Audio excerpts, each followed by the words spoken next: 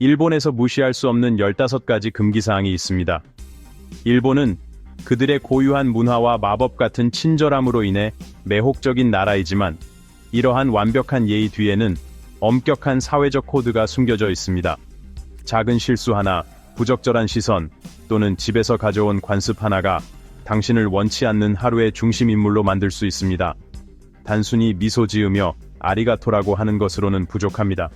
여기서 진정한 숙련도는 보이지 않는 규칙을 깨트리지 않는 것입니다. 관광객이든 학생이든 출장자든 관계없이 이 15가지 금기사항을 배우는 것이 잊지 못할 경험과 향후 몇 년간 웃음의 대상이 될 재난 사이의 차이를 만들어줄 수 있습니다.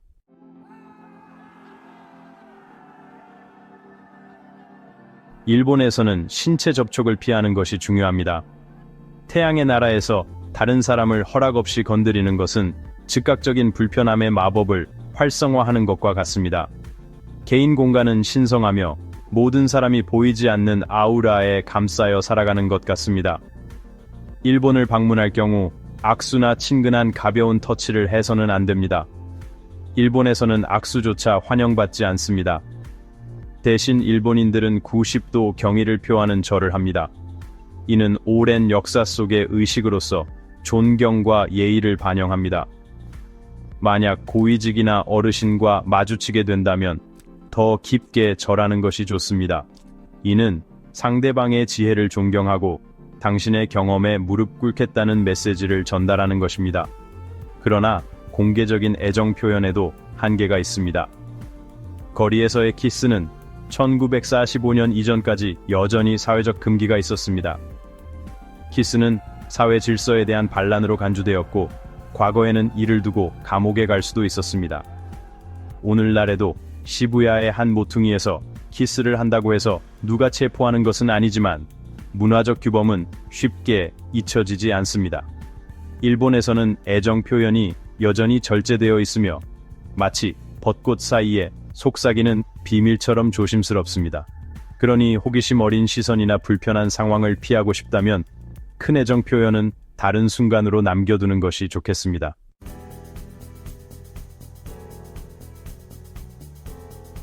이제 일본의 숨겨진 현실에 대한 15번째 내용에 대해 말씀드리겠습니다. 일본에서는 문신이 특히 금기시됩니다. 많은 문신이 있는 관광객들은 벚꽃 나라를 방문할 때 문신 때문에 여러 인기 있는 경험을 즐기지 못하는 경우가 많습니다. 온천, 공중 목욕탕, 파, 식당, 전통 가옥, 수영장, 체육관, 심지어 캡슐 호텔에서도 문신으로 인해 제한을 받습니다. 이는 일본에서 문신이 야쿠자, 즉 일본 마피아와 연결되어 있어 그들은 전신에 문신이 있는 이미지로 세계적으로 알려져 있기 때문입니다. 또한 문신은 에도 시대부터 이어진 오명도 가지고 있습니다.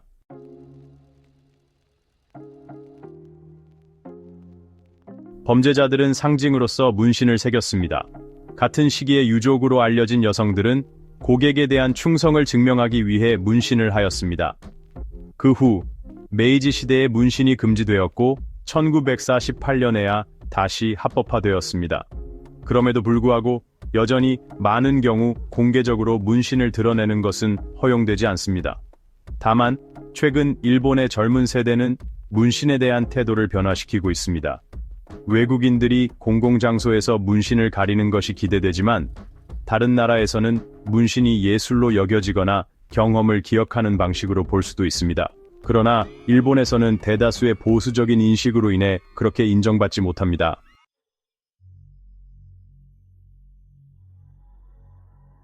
일본에서는 팁을 주지 않는 것이 예의입니다. 일본에서 팁을 남기는 것은 친절한 행동이 아니라 문화적 오해입니다. 만약 당신이 팁을 남긴다면 직원이 마지막 기능까지 반환할 가능성이 높습니다. 여기서 팁은 좋은 서비스에 대한 감사의 표시가 아니라 그 서비스가 충분하지 않았고 다음번에는 더 나은 서비스를 기대한다는 의미로 해석됩니다. 이 나라에서 존중과 존엄은 돈보다 더 귀중합니다. 정당한 보수는 이미 탁월함을 포함하고 있으며 추가적인 금액은 불편하거나 심지어 불쾌감을 줄 수도 있습니다. 그러나 흥미로운 예외가 있습니다. 종이로 접은 오리가미 팁이 그것입니다. 몇몇 사람들은 정성을 담아 접은 종이 형태로 감사를 표하며 이는 일본 문화의 본질을 담고 있는 상징적인 표현입니다.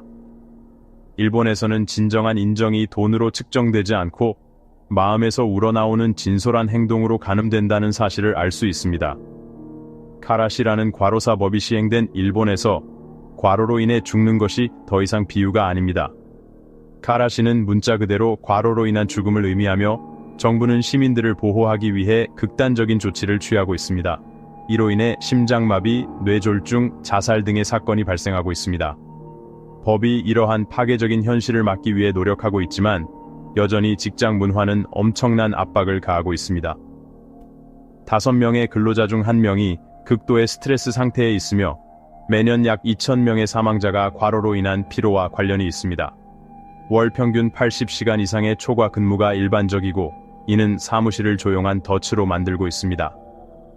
이러한 과도한 업무 집착은 1970년대에 시작되어 1980년대 일본 경제가 호황을 누릴 때 더욱 심화되었으며 1990년대의 경제 위기를 맞아 환경은 더욱 악화되었습니다.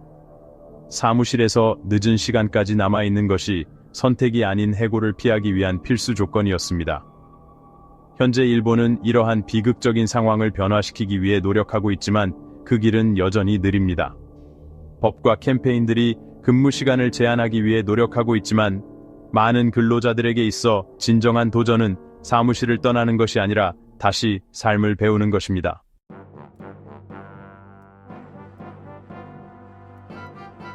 영상이 마음에 드셨다면 구독과 알림 설정을 잊지 마세요. 다음 콘텐츠를 놓치지 않으려면 꼭 필요합니다.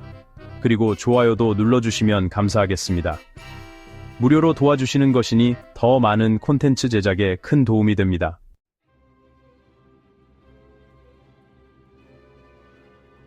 신성한 땅, 출입 금지. 일본에서 여성에 대한 금기입니다. 일본에서 여성은 인류의 절반을 차지하지만 성스럽고 특별한 장소에 들어가는 것이 금지되어 있습니다. 이는 불순한 존재로 여겨지기 때문입니다. 명확한 예로 유네스코 세계유산으로 인정받은 산지타케 사원이 있는 미네의 산이 있습니다. 수세기 동안 여성들은 이곳에 들어가는 것이 금지되어 있으며 이는 영적인 순수를 지키기 위한 명분에 의한 것입니다. 오늘날까지도 정상에 가까워지면 여성은 출입 금지라는 경고 표지가 있습니다. 또 다른 장소인 규슈의 치마섬에서도 비슷한 제약이 있습니다. 이 섬은 문화유산으로 지정되어 있으며 오직 남성만 의식 후에 입장이 가능합니다.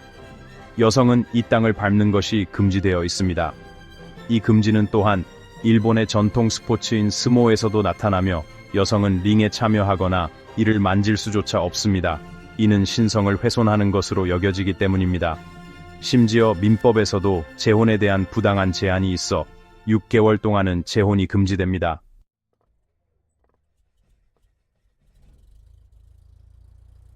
일본은 발전과 현대화에도 불구하고 여성의 문화, 스포츠, 법적 참여를 제한하는 전통적인 차별 관습을 여전히 가지고 있습니다. 여기에서의 과제는 인정받는 것을 넘어서 수세기 동안 여성에게 영향을 미쳐온 규범을 깨는 것입니다. 숫자 11와 관련된 금기, 일본에서는 특정 숫자가 불행을 가져오고 피해야 할 대상이 됩니다. 예를 들어 숫자 4는 죽음과 발음이 같아 회피되고 9는 고통과 연결되어 있습니다. 그런 이유로 엘리베이터에서는 종종 4층을 생략하고 3의 2 또는 3의 프로 표기하는 경우가 많습니다. 호텔, 병원, 아파트에서도 이런 숫자들이 제거되어 왜 49호실이나 9층을 찾을 수 없는지 이해하지 못하는 관광객들에게 혼란을 주곤 합니다. 일본에서의 선물 규칙은 매우 중요하며 어떤 실수를 범하게 되면 어떤 기회라도 망칠 수 있습니다. 여기서 피해야 할 몇 가지 선물이 있습니다. 숫자 4와 9가 포함된 것은 절대 주면 안 됩니다. 죽음과 고통은 누구도 받고 싶지 않은 선물이기 때문입니다. 빛은 고통과 죽음의 음절을 포함하고 있어 불길한 의미를 지닙니다. 여우는 탐욕과 배신을 상징하는 동물로서 전하고 싶은 메시지가 아닙니다. 깨지기 쉬운 유리나 도자기는 약한 관계를 나타내며 칼이나 가위는 좋지 않은 의미를 전할 수 있습니다.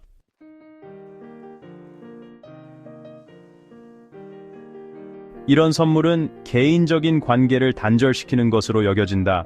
국화꽃이나 장례식에서 사용되는 꽃을 선물하는 것은 죽음을 기원하는 것과 같다.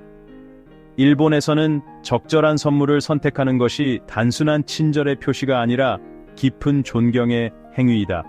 불행한 선물은 모욕이나 저주로 비춰질 수 있기 때문에 각별한 주의가 필요하다. 그래서 잊지 말아야 할 점은 여기서 세심함은 선택이 아니라 필수라는 것이다.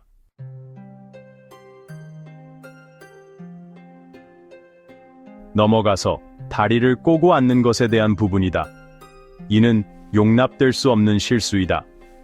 다리를 꼬는 것은 세계 여러 곳에서 무해한 제스처처럼 보일 수 있지만 일본에서는 그럴 경우 불편한 시선의 중심이 될 수 있다. 법적으로 금지된 것은 아니지만 이 자세는 불손한 신호로 여겨질 수 있으며 특히 공식적인 자리에서는 더욱 그렇다.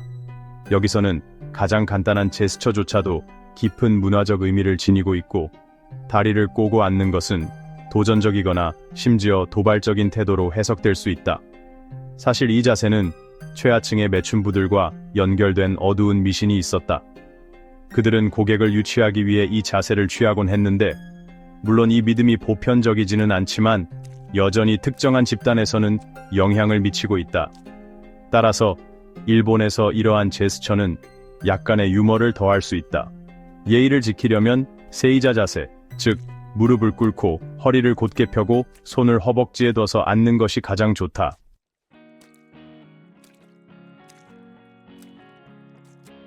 이 전통적인 방식은 단순히 존경과 깔끔함을 나타낼 뿐만 아니라 일본의 예절을 이해하고 중요하게 생각한다는 것을 보여줍니다. 여기서는 작은 제스처 하나하나가 중요한 의미를 가지며 무심한 자세가 예상치 못한 결과를 초래할 수 있습니다.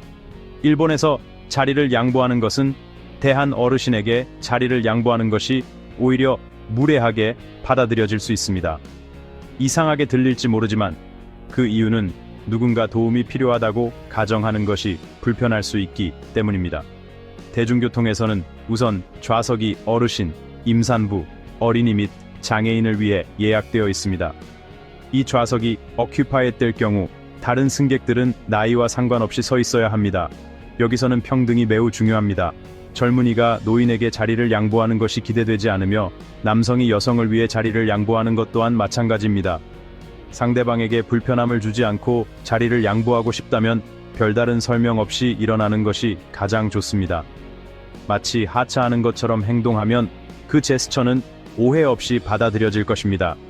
2018년 이후로 일본은 공공장소에서의 흡연 규제를 강화하여 엄격한 금연법을 시행하였습니다. 이 법은 간접 흡연의 위험을 줄이기 위해 마련되었으며 학교, 병원, 정부 사무소 등 공공기관에서 흡연을 금지하고 있습니다. 이 법을 위반할 경우 최대 2,700달러의 벌금을 부과받으며 해당 공간을 책임지는 단체도 처벌을 받을 수 있습니다.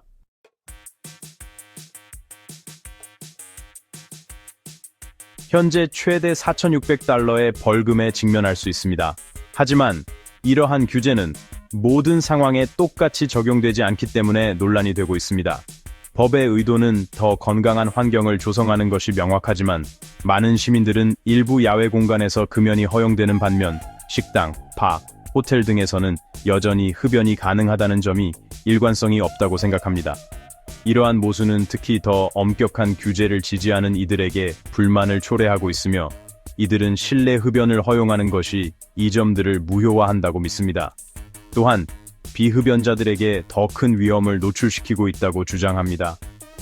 흥미롭게도 몇몇 사람들은 야외에서의 흡연이 허용되어야 한다고도 언급하는데 이는 연기가 열린 공간에서 빠르게 퍼지기 때문입니다.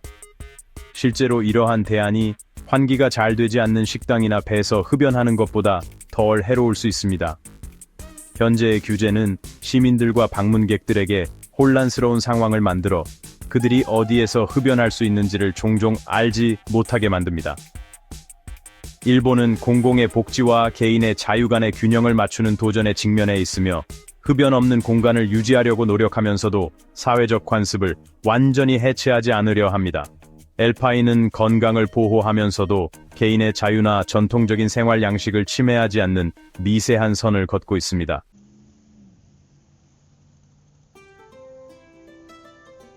일본에서는 개인 공간, 퍼스널 스페이스가 매우 중요한 개념입니다.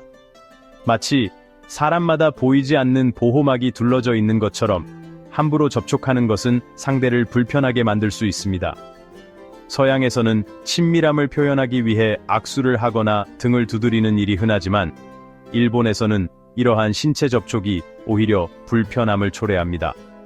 심지어 악수조차도 공식적인 자리에서만 제한적으로 이루어지며 친근함을 표시하는 수단으로 사용되지 않습니다.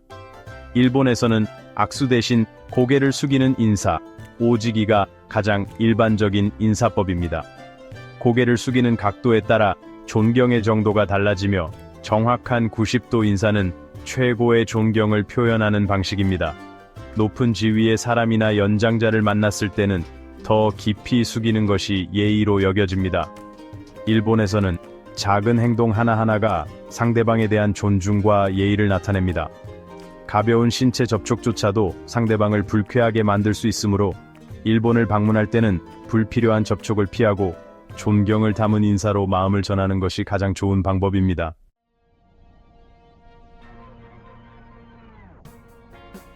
일본에서 식사는 단순한 일상이 아니라 하나의 의식입니다.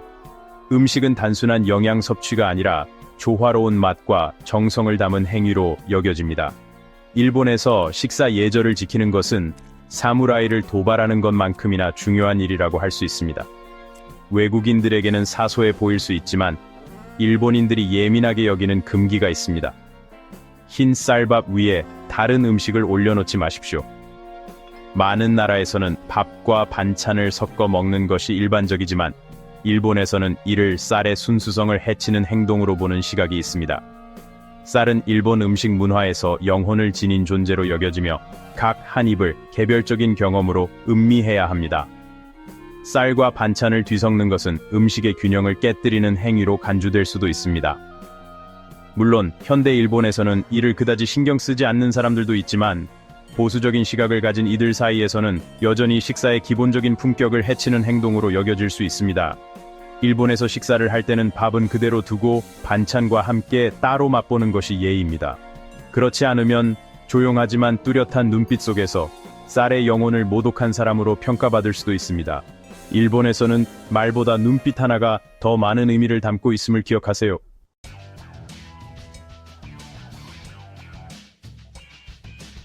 일본 가정에 초대받았다면 반드시 기억해야 할 것이 있습니다. 현관 겐칸에서 신발을 벗어야 합니다. 이는 단순히 청결의 문제가 아니라 외부 세계의 혼란을 실내로 들여오지 않는다는 의미를 가지고 있습니다. 일본에서는 신발을 신은 채로 실내에 들어가는 것이 무례한 행동으로 여겨집니다. 대부분의 일본 가정에는 현관에 신발을 벗을 수 있는 공간이 마련되어 있으며 이곳에서 실내화로 갈아 신거나 맨발 또는 양말 차림으로 집 안으로 들어갑니다. 이러한 문화는 약 2000년 전부터 이어져 온 전통으로 습한 여름철에도 쾌적함을 유지하기 위해 만들어졌습니다. 특히 전통적인 다다미 바닥은 신발에 의해 쉽게 손상될 수 있기 때문에 더욱 철저하게 지켜지고 있습니다. 오늘날에는 일부 서양식 주택에서 이 규칙이 다소 완화되었지만 여전히 일본인의 집을 방문할 때 신발을 벗는 것은 필수적인 예의입니다. 만약 신발을 벗는 것이 귀찮거나 잊어버린다면 당신은 집 주인의 개인적인 공간을 존중하지 않는 사람으로 보일 수도 있습니다.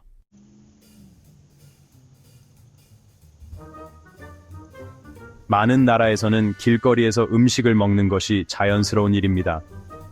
하지만 일본에서는 걸어 다니면서 음식을 먹는 것이 예의에 어긋나는 행동으로 여겨질 수 있습니다.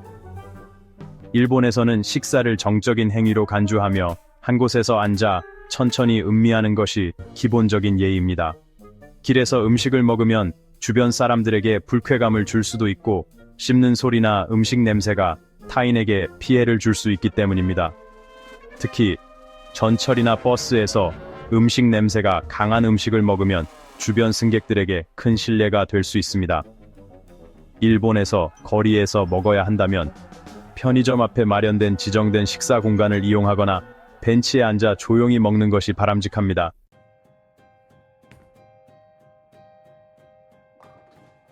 젓가락을 사용할 때도 일본에서는 엄격한 금기 사항이 있습니다. 그중 가장 중요한 것은 젓가락을 이용해 다른 사람에게 음식을 직접 건네지 않는 것입니다.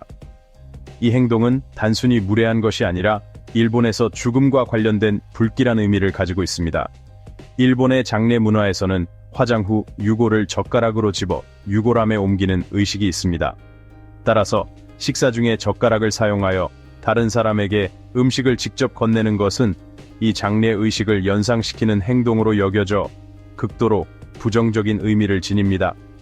일본에서 만약 다른 사람에게 음식을 나누고 싶다면 젓가락이 아닌 작은 접시에 덜어서 주는 것이 올바른 방법입니다.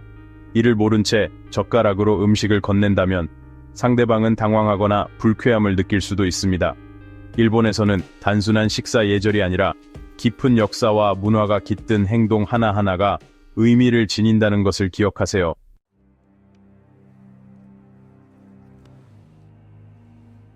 일본에서는 인형을 함부로 버리는 것이 금기로 여겨집니다. 특히 인간의 얼굴을 한 인형은 시간이 지날수록 주인의 영혼 일부를 흡수한다고 믿어집니다. 그래서 인형을 아무렇게나 버리는 것은 단순한 폐기가 아니라 영혼을 모독하는 행위로 간주될 수 있습니다.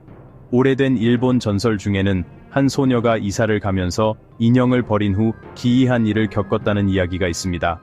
그날 밤부터 가족들은 정체불명의 발소리와 속삭이는 웃음소리를 들었고 며칠 후 버렸던 인형이 비에 젖은 채 현관 앞에서 발견되었다고 합니다. 누구도 그 인형이 어떻게 돌아왔는지 알지 못했습니다. 이러한 이유로 일본에서는 인형을 버릴 때 신사에서 특별한 의식을 통해 정중하게 소각하거나 기부하는 것이 일반적입니다. 일본에서 인형을 구입한다면 언젠가 떠나보낼 때까지 그 인형과의 인연을 존중하는 것이 중요하다는 점을 기억하세요.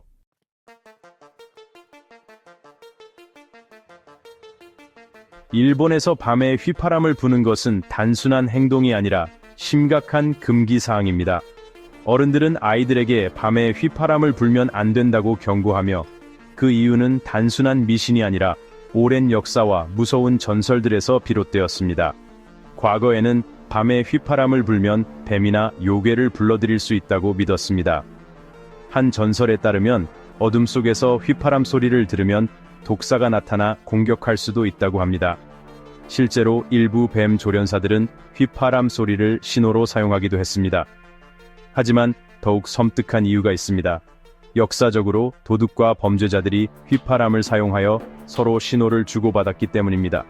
만약 밤에 혼자 휘파람을 불었다가 누군가가 듣는다면 당신을 범죄 조직의 일원으로 오해할 수도 있습니다.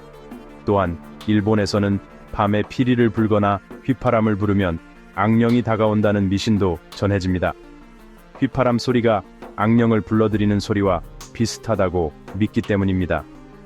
일본을 방문했을 때 깊은 밤에 길을 걸으며 가볍게 휘파람을 부는 것이 단순한 즐거움이 아니라 주변 사람들에게 불편을 줄 수 있는 행동이라는 점을 기억하세요. 때로는 조용함이 가장 안전한 선택일 수도 있습니다.